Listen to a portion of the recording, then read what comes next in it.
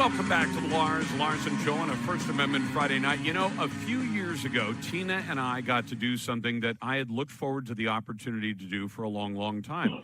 I got a chance to go down to Mississippi and try to help a man become a United States Senator. And it didn't happen that time. And I think, honestly, the man was cheated out of an opportunity by a senator who labeled himself a Republican but actually acted more like a Democrat.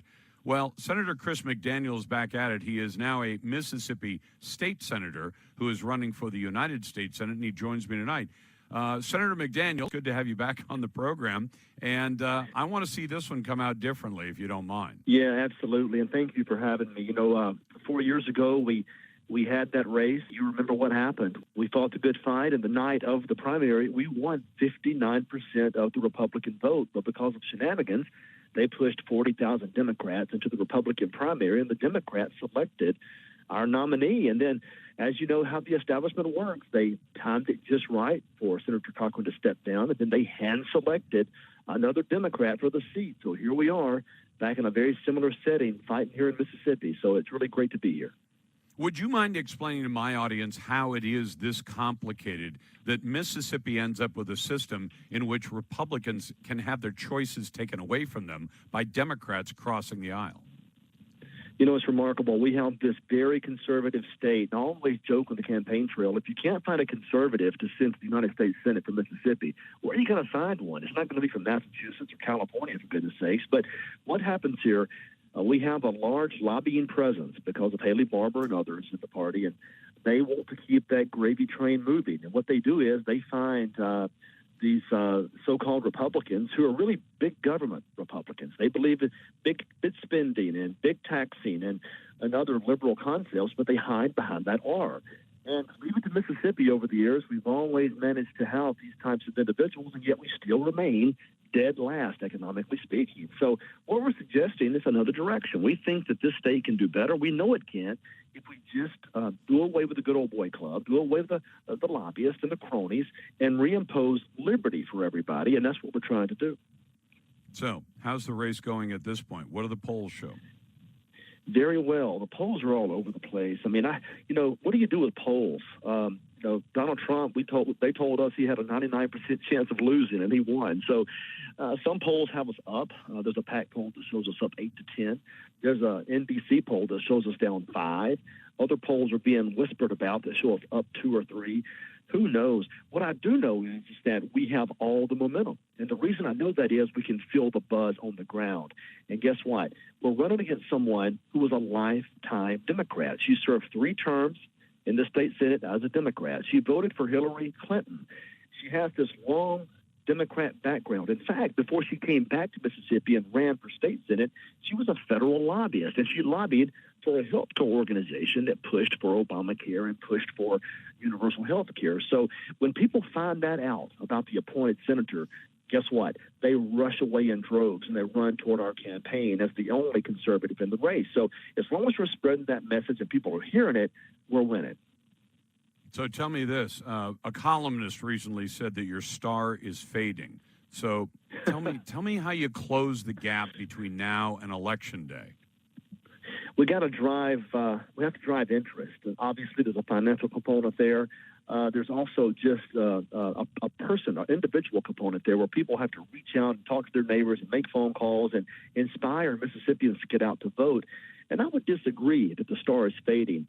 The establishment spent $10 million in negative money against me in 2014.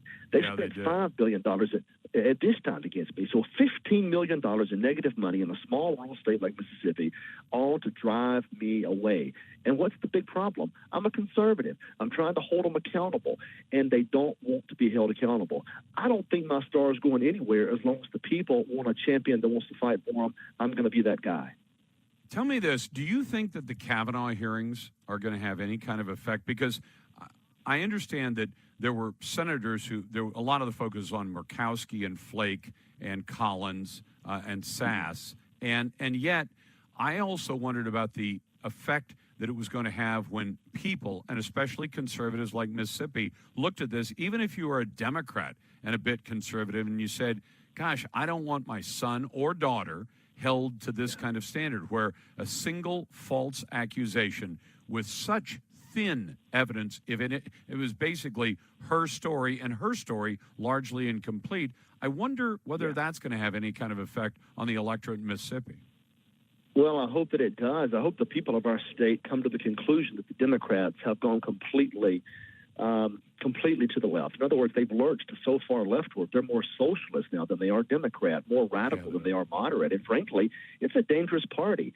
And if we don't find Republicans that can stand in the gap, and not just Republicans, conservatives that can stand in the gap and push back against that party, we're going to lose this country. So we always argue the days of reaching across the aisle are over. The days of chasing the Democrats to the left are over. We have to stand in the gap now and force this government back to the right, back toward liberty, back where it belongs. We're going to lose this country. So I hope people recognize how dangerous that party has become and how much we have to fight to preserve our way of life.